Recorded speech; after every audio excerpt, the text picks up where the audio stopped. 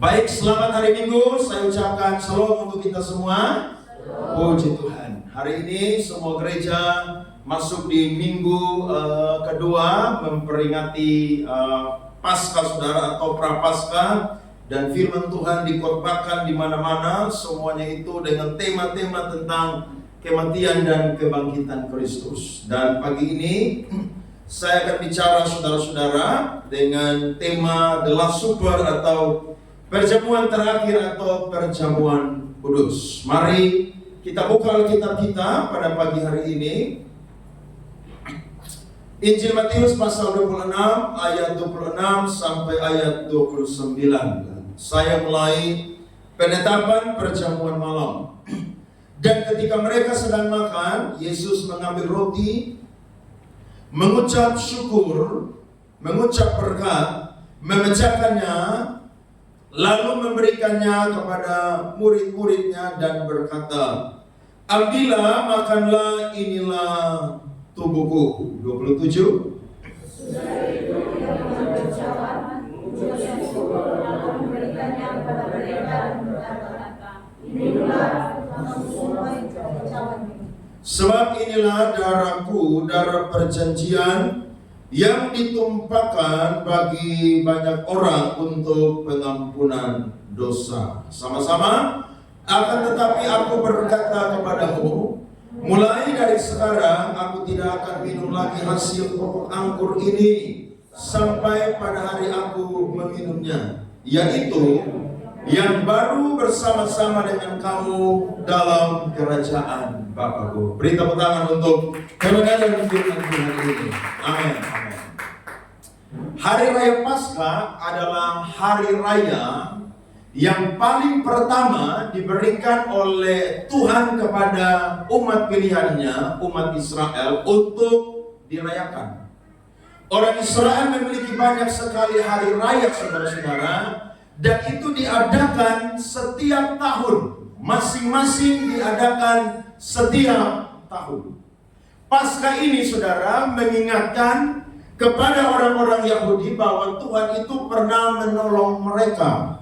Karena ketika mereka, saudara, ada di Mesir 430 tahun, maka di sana mereka mengalami perbudakan yang luar biasa. Tetapi ketika mereka berseru, maka Tuhan itu mengingat perjanjiannya dengan Abraham, Ishak, dan Yakub. Akhirnya Tuhan mengirim Musa untuk pergi dan membebaskan mereka. Dan tahukah saudara, peristiwa Paskah ini adalah peristiwa yang orang Israel harus buat sebelum Tuhan itu mendatangkan tulah ke-10 atas seluruh negeri Mesir. Tuhan berkata kepada orang-orang Israel, mereka itu harus mengambil domba jantan atau kambing, kemudian mereka itu harus mengurungnya, dan kemudian mereka itu harus memanggang daripada daging domba itu. Mereka makan dengan roti tidak beragi dan juga dengan sayur pahit. Dan waktu mereka makan, saudara-saudara, itu pada malam hari. Tuhan memerintahkan bahwa ketika mereka menyembelih domba atau kambing jantan, maka ambillah sedikit dari darah itu, kemudian bubuhkanlah pada kedua pintu orang Israel, dan juga bubuhkanlah di atas atap di mana mereka tinggal. Jadi ketika Tuhan menjalani tanah Mesir, maka Tuhan melihat ada darah di situ, saudara-saudara, maka Tuhan tidak memusnahkan orang-orang yang ada di dalam rumah itu. Jadi Paskah orang Yahudi itu mengingatkan mereka tentang bagaimana Tuhan pernah membebaskan mereka dari negeri perbudakan. Tetapi saudara-saudara, ternyata waktu Tuhan Yesus merayakan perjamuan malam dengan para murid-muridnya, maka Tuhan Yesus ini mau menyatakan kepada mereka, dan itu menjadi pedoman bagi kita, bahwa Paskah itu bukan hanya dirayakan oleh orang-orang Yahudi, tapi Paskah pun juga harus dirayakan oleh orang percaya. Jadi Paskah yang gambarannya adalah domba jantan atau kambing jantan yang dikorbankan, Paskah yang selanjutnya yang Yesus mau untuk orang percaya perbuat adalah memakan roti dan juga meminum anggur yang ada di cawan. Sehingga itu melambangkan daripada kematian dan juga kebangkitan Yesus Kristus. Nah, di dalam kekristenan saudara kurang lebih ada dua pandangan yang berbeda tentang hal ini. Pandangan yang pertama dari saudara-saudara kita yang beragama Katolik.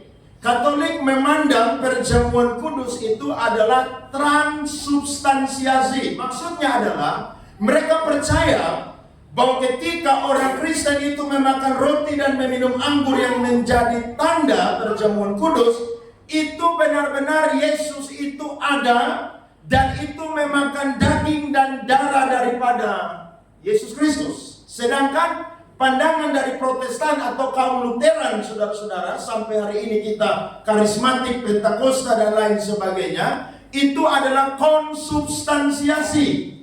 Artinya adalah roti dan anggur itu cuman adalah gambaran.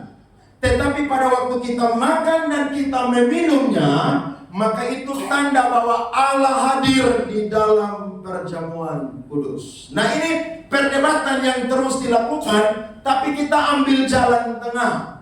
Perbedaan boleh ada, tapi intinya tetap sama. Yesus pernah mati dan bangkit bagi orang percaya. Ada amin? Makanya perjamuan kudus itu saudara selalu penting dan sangat penting. Tidak heran kalau tidak ada perjamuan kudus, banyak orang tidak pergi ke gereja. Tapi kalau perjamuan kudus, banyak orang datang gereja. Iya kan? Karena orang berpikir perjamuan kudus lebih penting dari ibadah-ibadah yang lain. Saya mau bilang, semua sama penting. Dan kita akan melihat saudara-saudara bagaimana tujuan dan makna dari perjamuan kudus yang Yesus itu pernah lakukan dengan murid-muridnya. Dan ini menjadi salah satu teladan bagi saya dan saudara untuk juga ketika memakan roti, meminum anggur yang menjadi tanda perjamuan kudus, saya dan saudara harus melakukan hal-hal ini. Yang pertama, tujuan dan makna dari perjamuan kudus adalah untuk mengingat kematian dan kebangkitan Yesus Kristus. Lukas pernah menulis dalam Injil Lukas pasal 24 ayat 27 dan 44. Di situ berkata bahwa semua yang tertulis di dalam perjanjian lama, dari 5 kitab Musa, kitab para nabi, bahkan juga sampai kepada tulisan-tulisan atau sastra-sastra, itu semua berbicara tentang Mesias yang digenapi oleh Yesus Kristus. Dan tahukah saudara, profesor seorang apologet namanya Josh McDowell, dia pernah berkata bahwa kurang lebih ada 300 nubuatan di dalam perjanjian lama tentang Mesias, dan itu digenapi oleh Yesus Kristus. Jadi apa yang dibicarakan dalam perjanjian lama itu lengkap. Dari Yesus sebelum ada, dari Yesus lahir, dari Yesus melayani, dari Yesus mati, sampai Yesus bangkit, sampai dia naik ke surga, dan dia akan datang kembali. Itu lengkap dicatat di dalam perjanjian lama. Jadi saya dan saudara ketika baca Alkitab, maka kita akan menemukan data-data yang membuktikan bahwa Yesus itu adalah Sang Mesias yang menggenapi isi perjanjian lama. Tetapi ada teori-teori yang menyerang kematian dan kebangkitan dari Tuhan Yesus Kristus. Teori yang pertama itu disebut teori Yudas Iskariot. Nah, teori ini mengatakan bahwa Yudas itu sangat berperan besar di dalam saudara kematian dan kebangkitan Yesus Kristus. Karena mereka berkata, kalau Yudas tidak jual Yesus, maka Yesus tidak akan ditangkap, diserahkan, diadili, dihukum, dan mati. Tapi apakah itu demikian, saudara-saudara? Tidak. Mari kita cek firman Tuhan. Matius 26, saudara lihat tadi, ayat 18, 21, dan 24.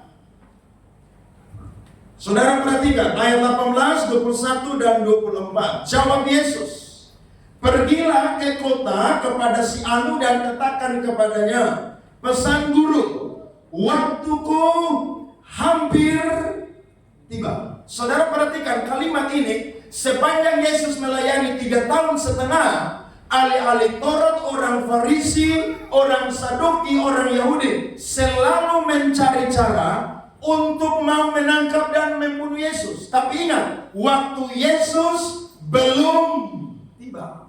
Ada amin? Jadi mereka selalu cari cara, tidak bisa.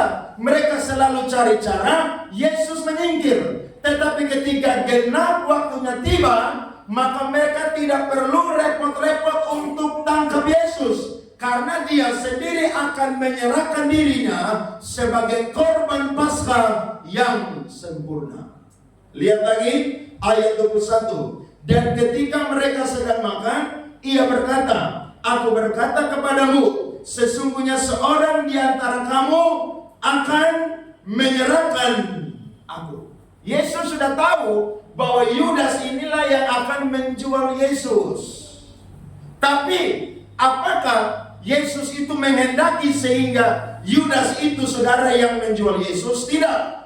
Yudas memiliki kehendak bebas untuk memilih mana yang baik, mana yang tidak baik. Karena saudara perhatikan, coba lihat ayatnya yang ke-50 dari Matius 26. Saudara perhatikan Matius 26 ayat 50. Tetapi Yesus berkata kepada Yudas, perhatikan, hai teman. Saudara perhatikan, Yesus bilang, hai teman, hai sahabat. Jadi dia punya kehendak saudara-saudara untuk mau menjual Yesus atau tidak menjual Yesus. Ada banyak orang sekarang murtad, walaf, pindah agama, bangga-bangga. Memang zaman sekarang ini sosial media. Jadi siapa yang paling banyak nongol, dia yang paling banyak dipuji dan disenangi.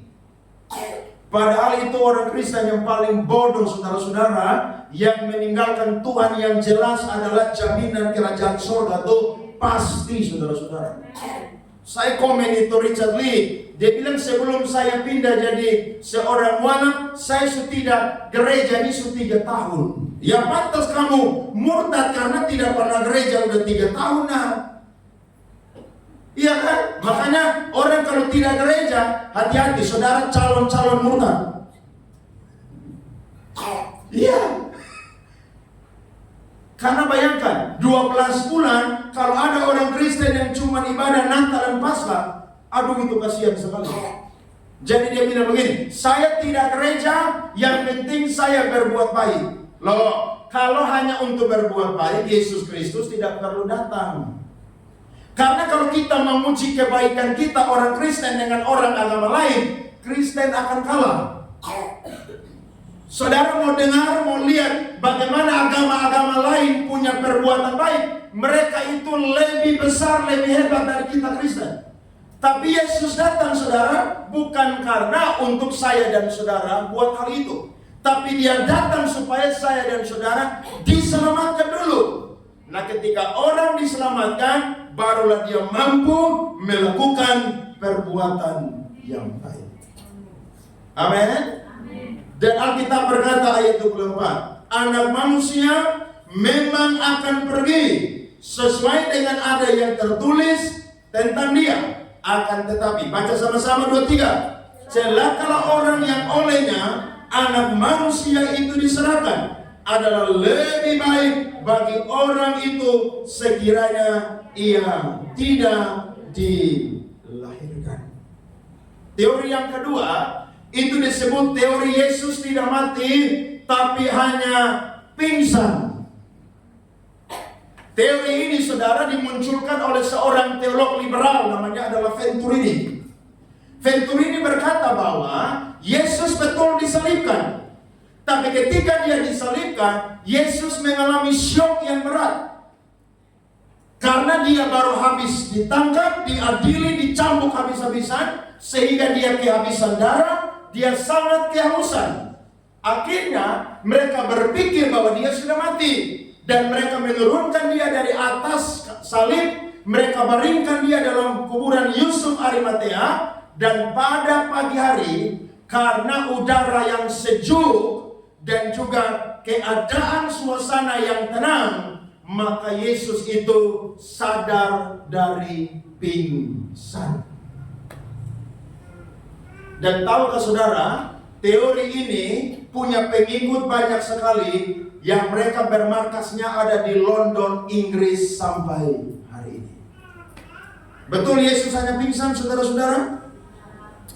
Saudara baca Alkitab, Yesus pingsan atau mati? Hah? Atau ada yang tidak tahu? Orang Kristen harus tahu. Lagi mau masuk minggu-minggu Paskah nih, coba saudara baca Matius, Markus, Lukas. Saudara belajar tentang perjalanan Yesus menuju Kalvari dan mati. Saudara akan berlinang air mata. Kenapa? Dia sangat menderita. Tapi teori ini saudara dibantah. Kenapa? Karena sebelum Yesus dicambuk, dia ditangkap di Getsemani. Yesus itu sudah bergumul saudara-saudara, sampai-sampai keringatnya bercampur dengan apa? Darah. Yang kedua, waktu dia ditangkap saudara, dia dicambuk dengan cambukan Romawi saudara, yang saudara sudah nonton di film The Passion of the Christ. Itu cuma gambaran yang tidak betul-betul saudara. Itu dicambuk saudara dengan habis-habisan 39 kali saudara. Dan semua daging Yesus saudara, mulai saudara dari leher sampai kaki semua itu saudara, robek habis semua saudara. Sehingga Yesaya bilang apa? Rupanya saja kita tidak bisa memandangnya. Kalau The Passion of the Christ, saudara masih lihat itu pemeran Jim muka. Kalau yang asli saudara, tidak bisa. Bahkan ketika dia pikul salib menuju Kalvari, justru dia tidak bisa. Akhirnya Simon orang Kirene yang bantu dia untuk apa? Pikul salib. Bahkan sampai di Golgota saudara, kedua tangannya dipakukan, kakinya dipakukan. Bahkan mereka tahu bahwa dia sudah mati. Buktinya adalah mereka tombak lambung dia saudara, dan mengeluarkan air dan darah. Karena bagi orang Romawi, seseorang yang disalib dan bukti bahwa dia sudah mati, maka lambungnya harus ditombak. Dan itu harus membuktikan. Ditambah dengan ketika dia ada dalam kuburan saudara, mereka membalut dia dengan rempah-rempah. Bagi orang Yahudi, hanya orang mati saja yang dibalut dengan rempah-rempah. Orang yang pingsan tidak akan pernah dibalut dengan rempah-rempah. Karena Yesus berada 36 jam saudara di dalam kuburan Yusuf Arimatea. Dan yang terakhir ini lucu saudara. Teori ini bilang begini, Yesus keluar dari kuburan Yusuf Arimatea, dia pergi dan menghilang. Apakah demikian? Tidak. Justru dia keluar saudara dari kuburan itu, dia bangkit saudara, dan dia berjalan ke Emmaus yang jaraknya adalah 7 mil atau 12 sampai 13 kilometer. Teori ini berkembang, tapi saya mau bilang, Alkitab, fakta sejarah menyatakan dengan jujur bahwa Yesus tidak pingsan, tapi Yesus mati. Amin. Saudara percaya Yesus mati? Amen. Harus percaya. Kalau tidak, saudara akan dibingungkan dengan pengajar-pengajar sesat. Dan teori yang ketiga adalah Yesus mayatnya itu dicuri oleh murid-muridnya. Pertanyaannya, jangankan pergi ke kuburan Yusuf Arimatea dan curi mayat Yesus. Waktu Yesus ditangkap di Getsemani saja, semua murid saudara kocar-kacir melarikan diri. Bahkan Petrus ditanya oleh seorang hamba perempuan, Petrus menyangkal sampai yang ketiga kali dia kutuk dia punya diri. Dia bilang dia tidak mengenal Yesus. Bahkan yang jaga itu kuburan kurang lebih saudara 4.000 prajurit Romawi. 1.000 4 orang. Jadi kalau 4.000 berapa orang saudara? 16. Nah murid-murid yang penakut ini saudara, mana mungkin bertemu dengan 16 orang prajurit Romawi? Tapi tahukah saudara, kain kafan dan perempuan-perempuan yang pergi pada pagi hari, mereka berjumpa bahwa mayat Yesus tidak diculik, tapi Yesus sudah bangkit dari antara orang mati. Beri tepuk tangan kepada Allah. Amin. Jadi inti dari pemberitaan Injil adalah Yesus mati dan bangkit. Itu sebabnya Paulus pernah bilang 1 Korintus 15 ayat 14. Mari kita baca firman Tuhan ini bersama-sama saudara. 1, 2, 3. Tetapi andai kata Kristus tidak dibangkitkan, maka apa saudara? Sia-sialah pemberitaan kami dan sia-sia jugalah kepercayaan kamu. Jadi kalau Yesus tidak mati dan bangkit, saudara hari ini pulang gereja langsung pindah agama aja. Saya kasih saudara ruang kesempatan. Tapi karena Yesus itu mati dan bangkit, maka kepercayaan kita tidak sia-sia, pemberitaan Injil saudara tidak sia-sia. Para antikristus bilang bahwa masa kok Tuhan jadi manusia dan mati? Mereka tidak mau jadi orang Kristen sih. Kalau mereka jadi orang Kristen, mereka akan mengenal dan memahami betapa kayanya Kristus dengan pewahyuan dan penyataannya. Bahkan Paulus bilang begini, pemberitaan tentang salib adalah satu kebodohan bagi dunia. Tapi bagi orang yang diselamatkan, itu adalah kekuatan Allah. Jadi di minggu-minggu menuju Paskah ini, coba saudara mengingat bagaimana Kristus itu menderita. Saudara baca Alkitab, saudara melihat bagaimana perjalanan Tuhan Yesus. Hanya untuk mau mati bagi saya dan saudara saja, Dia rela untuk menderita, saudara-saudara. Jadi ketika saya dan saudara jadi orang Kristen, jangan pernah menjual Yesus Kristus. Satu hari orang yang meninggalkan Yesus, dia akan menyesal. Karena iman Kristen itu objeknya tuh jelas, Yesus Kristus.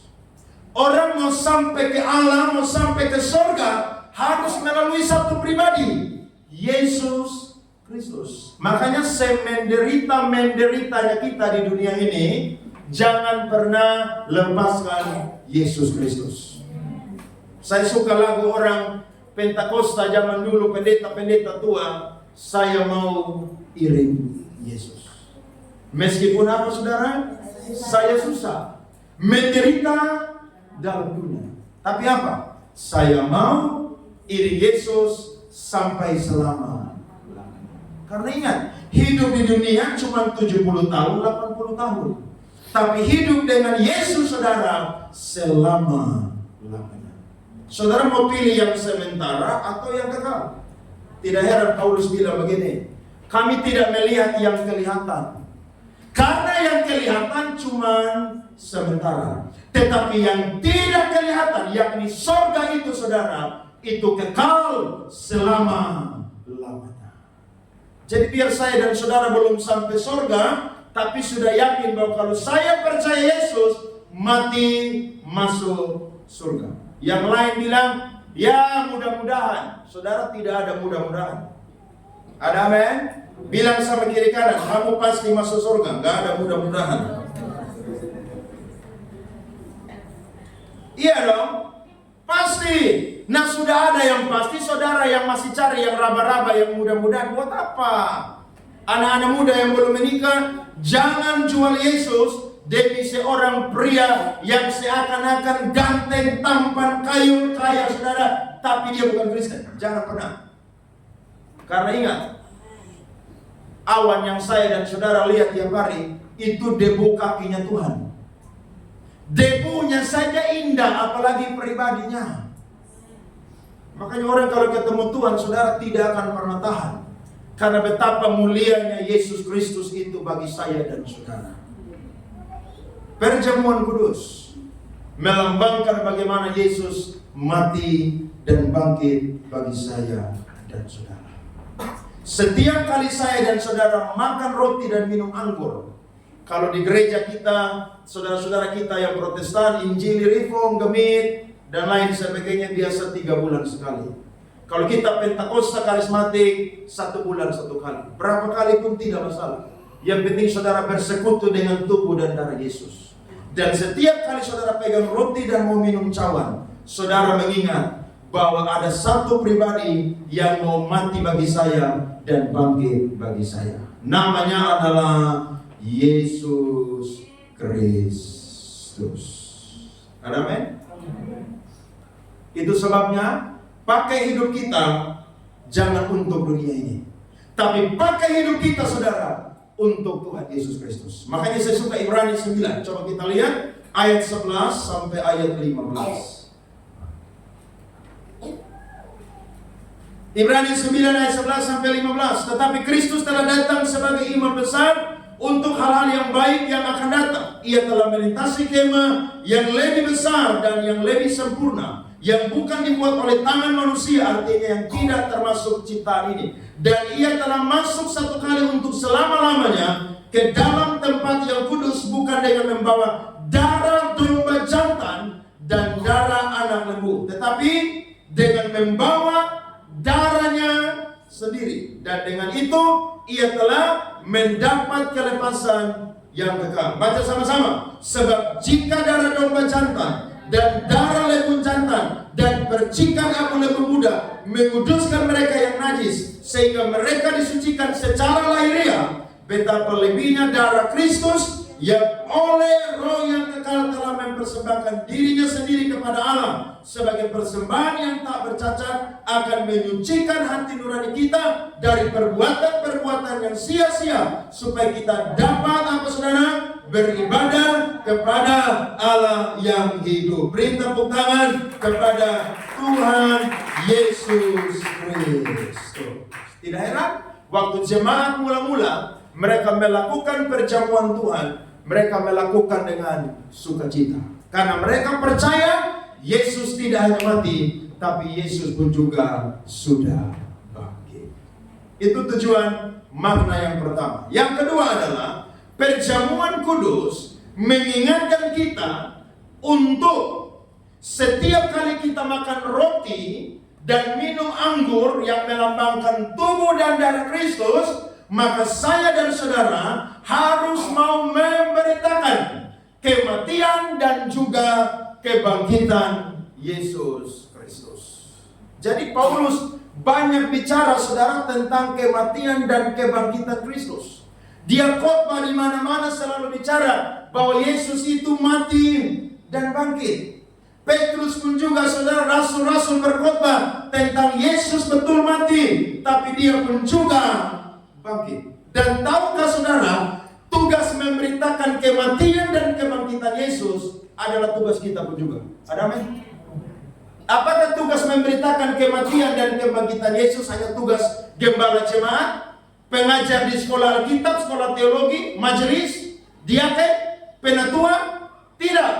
Tugas memberitakan Injil saudara, itu tugas semua orang Kristen.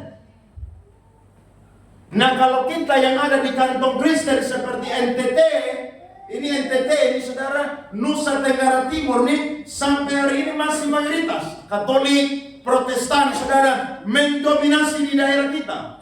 Nah, kalau di daerah kita saudara takut memberitakan Injil, apalagi saudara pergi ke daerah yang Kristen minoritas, oh itu saudara tidak bisa buat apa-apa tuh. Saudara ke Aceh sana, saudara omong Yesus, saudara habis. Orang tahu dapat tangkap, habis. Saudara ke Padang sana, saudara bicara dengan leluasa, saudara habis. Saudara pergi ke Jawa Barat sana, daerah yang mayoritas saudara, ketahuan habis. Nah, mumpung kita masih ada di NTT yang mayoritas, tapi karena ada banyak orang juga belum bertobat, mari beritakan Injil. Amin. Beritakan Injil. Saudara tidak perlu khotbah banyak-banyak, tapi saudara ceritakan saudara punya hidup di mana Yesus yang mati dan bangkit itu merubah kehidupan saya. Mulut ini pakai untuk bersaksi, ngomong Injil, beritakan firman, ajak orang datang gereja, kenal Tuhan.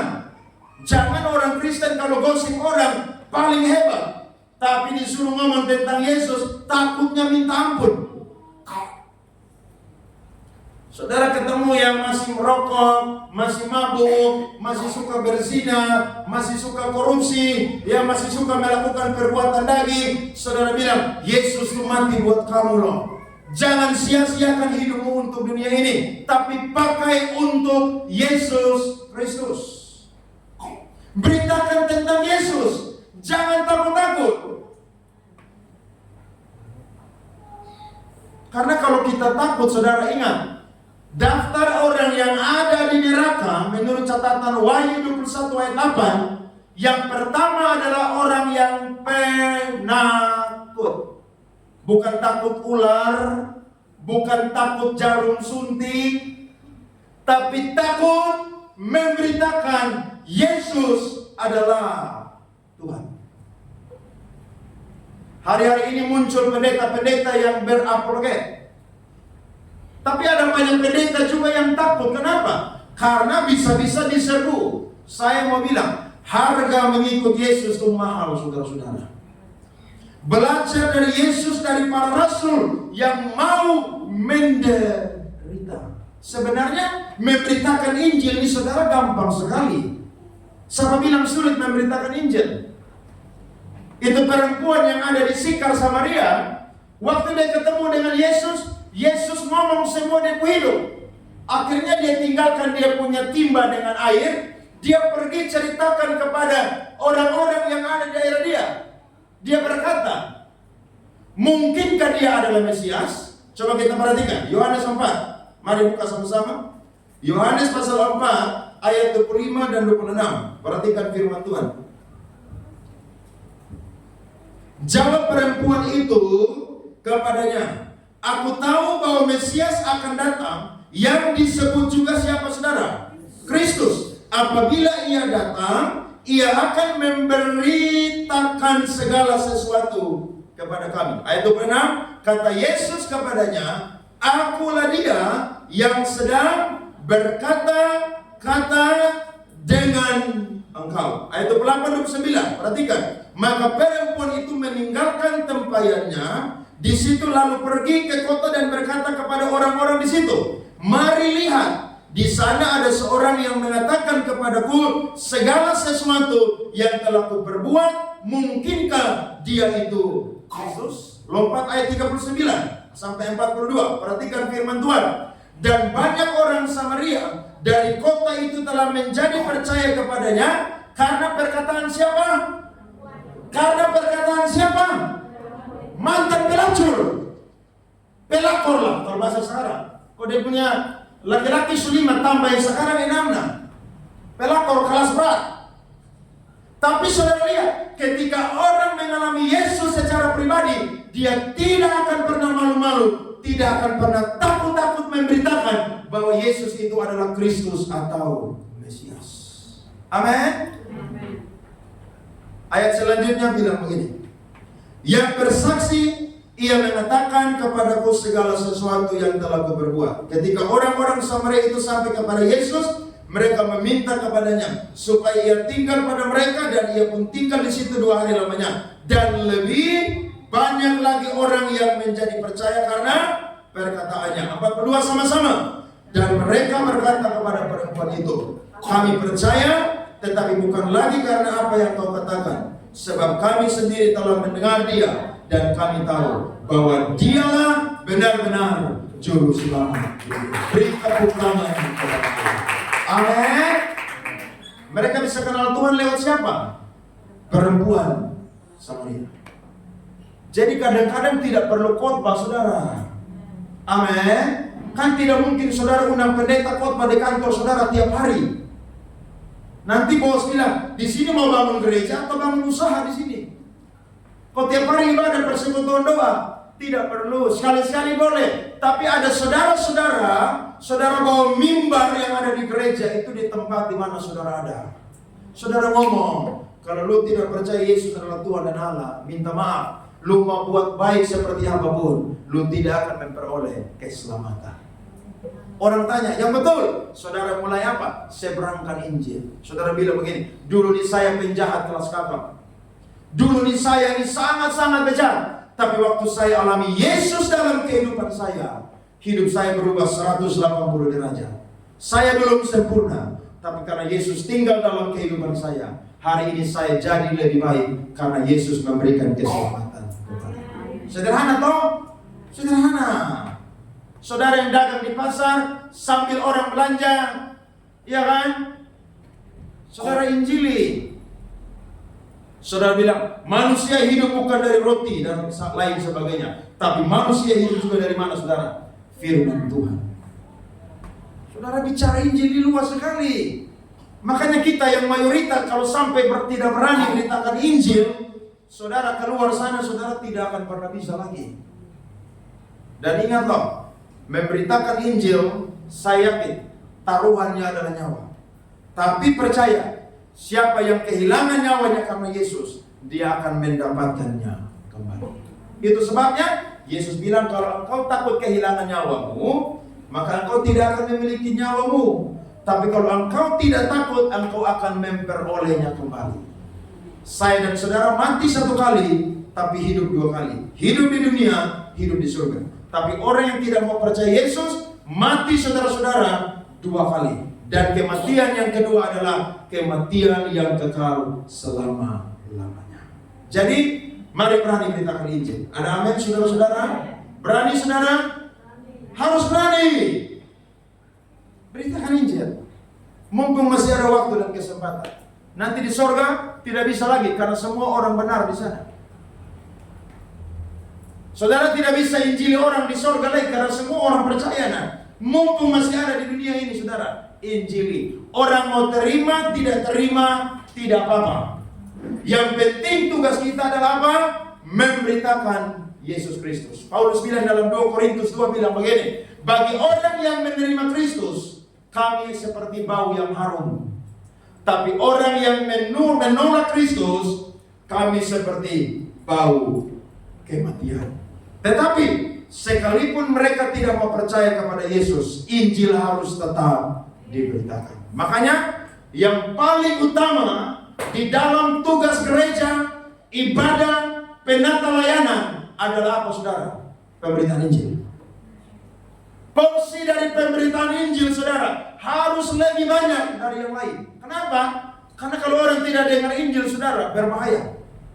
Injil harus disuarakan terus menerus. Dan kita bersyukur hari ini kekristenan, saudara, kurang lebih ada 60.000 denominasi di seluruh dunia. 60.000. Dan kemarin saya baca survei, saudara, saya lupa tampilkan.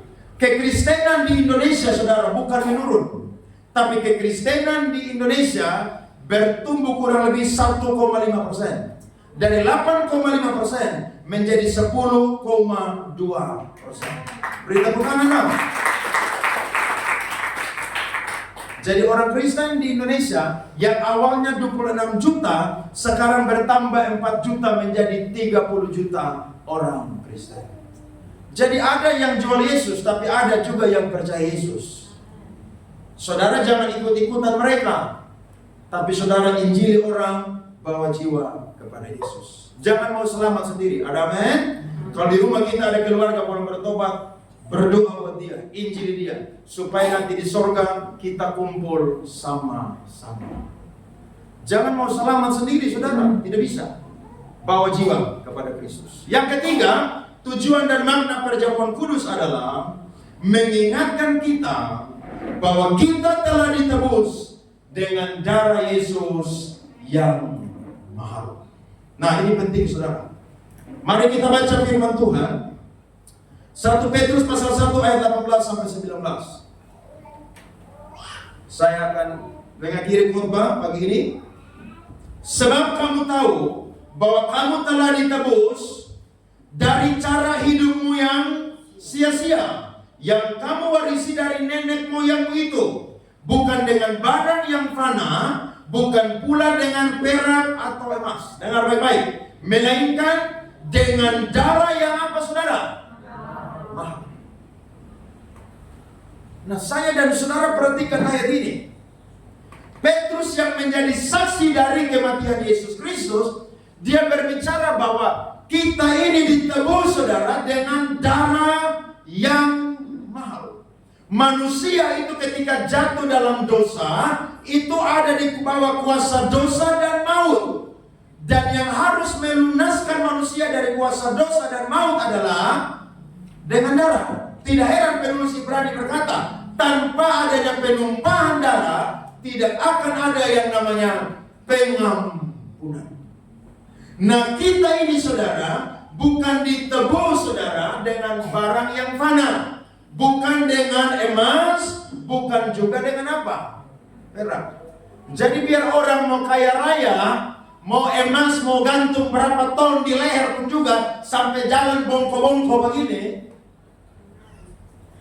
Yesus tidak tebus manusia dengan itu. Karena itu barang fana. Bahkan di surga itu jalan, saudara, terbuat dari emas. Sekarang emas lagi naik, banyak orang lomba untuk investasi. Terlambat.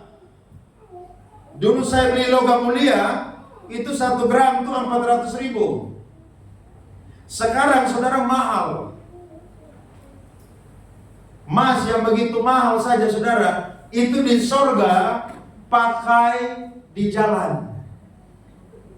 Makanya orang bilang begini, cari harta, cari kekayaan, tidak gereja, tidak cinta Tuhan, tidak apa. Yang penting kuat sumbang gereja, donatur gereja. Tuhan tidak butuh kamu punya uang yang pertama. Tuhan butuh kamu punya hidup yang pertama dipersembahkan kepada Tuhan. Kalau tubuh dipersembahkan, hidup dipersembahkan, saya yakin yang ada di dompet, yang ada di rekening, yang ada di mana-mana pasti akan apa? Mengikuti. Iya kan? Betul atau tidak, saudara? Karena kita punya tubuh, jiwa, roh. Kalau ikut Yesus, maka yang lain juga pasti ikut. Itu sama seperti orang muda atau orang yang sudah tua yang bilang sudah melakukan semua kehendak Allah. Yesus bilang begini, tinggal satu saja. Jualah seluruh hartamu dan bagikanlah kepada orang miskin, maka akan tersedia bagimu harta di surga. Lihat tuh, Yesus suruh dia jual, suruh dia bagi, tapi ada jaminan harta di surga juga. Lalu ikutlah aku. Waktu dia dengar itu, saudara, dia sedih hati dan pergi. Kenapa? Karena dia lebih mencintai harta daripada pilih untuk masuk ke dalam kerajaan Allah. Saudara boleh banyak harta satu saat, tapi jangan pernah cinta harta. Amin. Cinta Tuhan Yesus. Nanti kalau Tuhan kirim tsunami datang, itu emas, uang semua itu air bawa lari, saudara. Saya itu 2006 pernah pelayanan di Aceh 3 bulan praktek. Dan saya lihat dengar kesaksian banyak orang. Harta semua habis, saudara. Oh, itu air punya tinggi 50 meter. Ini dari atas ke sini ini hanya 3,5 meter kok. Bayangkan 50 meter. Biar kau kuat berenang fitness tiap hari pun juga tidak bisa. Jebol Bapak. Makanya saya selalu pegang firman Tuhan. Pada hari kemurkaan, harta tidak berguna. Tapi kebenaranlah yang menyelamatkan manusia. Ada amin. Jadi mari persembahkan hidup kepada Tuhan. Karena Tuhan tidak tebus kita dengan emas dan perak. Lihat ayat 19, 23 baca sama-sama. Melainkan dengan darah yang mahal, yaitu darah Kristus yang sama seperti darah anak domba yang tak bernoda dan tak bercacat. Di dalam Keluaran pasal 24 ayat 8, coba kita perhatikan ini firman. Saya akan kasih satu ayat terakhir lagi. Keluaran 24 ayat 8. Kemudian Musa mengambil darah itu dan menyiramkannya pada bangsa itu serta berkata, inilah darah perjanjian yang diadakan Tuhan dengan kamu berdasarkan firman ini. Jadi dalam perjanjian lama, umat-umat itu mau dikuduskan, mau bersatu dengan Tuhan, mereka itu dipercik, saudara, darah, saudara. Tapi pada waktu Yesus mati, ritual itu tidak perlu dibuat lagi. Karena Yesus yang sendiri mengorbankan dirinya sebagai korban anak domba Paskah yang sempurna. Saudara perhatikan tuh, di mana ada orang yang begitu baik lebih dari Yesus? Tidak ada. Hanya karena mau menebus saya dan saudara, dia rela menderita saudara. Tidak ada orang, makanya tidak ada pernah kasih di dunia ini yang seperti apapun yang bisa menyamai kasih seperti kasihnya Yesus Kristus. Saudara punya suami, sesayang-sayang suami, pasti tidak sama seperti Yesus sayang saudara. Saudara punya istri, sesayang-sayangnya istri, saya yakin Yesus lebih sayang saudara daripada istri saudara. Sesayang saya saudara kepada anak, Yesus lebih sayang anak-anak saudara lebih daripada saya dan saudara saya. Makanya dia punya kasih yang tidak pernah berubah. Dahulu, kemarin, hari ini, bahkan sampai selama-lamanya. Jadi ingat, kita ditebus dengan darah yang mahal. Jangan jual Yesus dengan makanan, jangan jual Yesus dengan minuman, jangan jual Yesus dengan pangkat dan jabatan, jangan jual Yesus dengan kekayaan bahkan daya tarik dunia.